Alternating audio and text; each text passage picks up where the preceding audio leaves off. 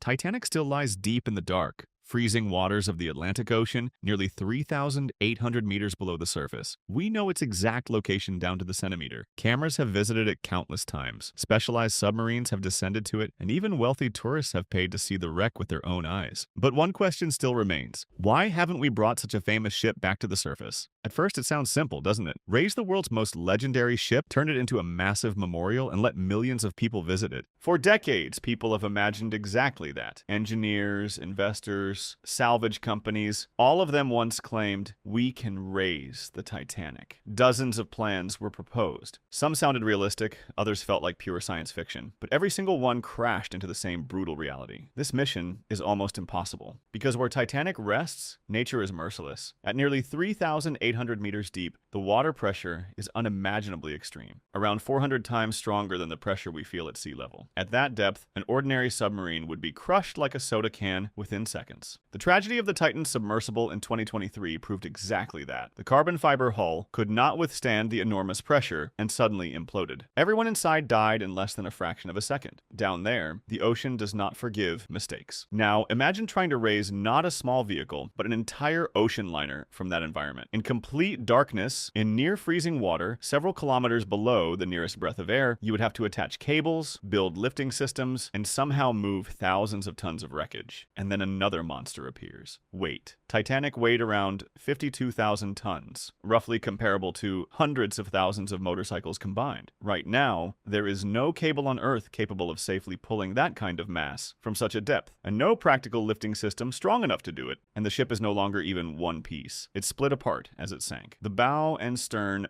now rest hundreds of meters away from each other. The front section still looks majestic from the outside, but internally, it has become a fragile, decaying shell. The stern is far worse, a twisted pile of shattered steel and debris. If you tried attaching cables and pulling it upward, the wreck would most likely tear itself apart before ever reaching the surface. Even so, people never stopped coming up with bizarre ideas. Some suggested filling the ship with millions of ping-pong balls to make it float. But at that depth, the balls would instantly collapse under the pressure. Others proposed pumping the wreck full of special gels. One idea even involved freezing the entire ship into a gigantic block of ice and floating it upward. But calculations showed it would require absurd amounts of liquid nitrogen. The concepts were creative, but reality destroyed all of them. One of the most cinematic ideas sounded like this. Seal the holes in the ship and pump air into it until Titanic rises like a giant balloon. It sounds incredible in a movie scene, but in real life, it's nearly impossible. Still, a few pieces of the wreck have been recovered. In 1998, a massive 15-ton section, known as the Big Piece, was successfully lifted to the surface. But even that single fragment required years of preparation, millions of dollars in equipment, and an extremely delicate operation. And remember, that was only a small section.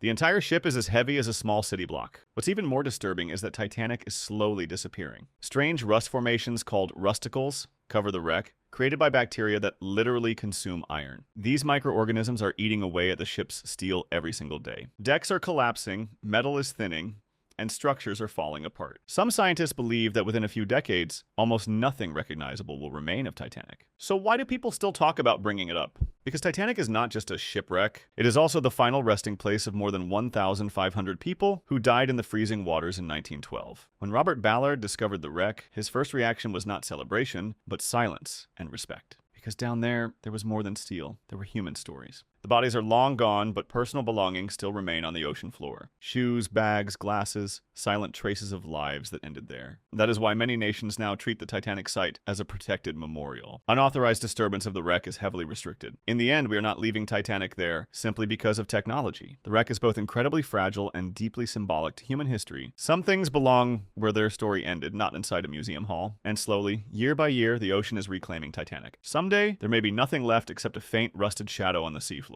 And perhaps that is the most fitting ending for a tragedy like this, to rest forever in silence, darkness, and time itself.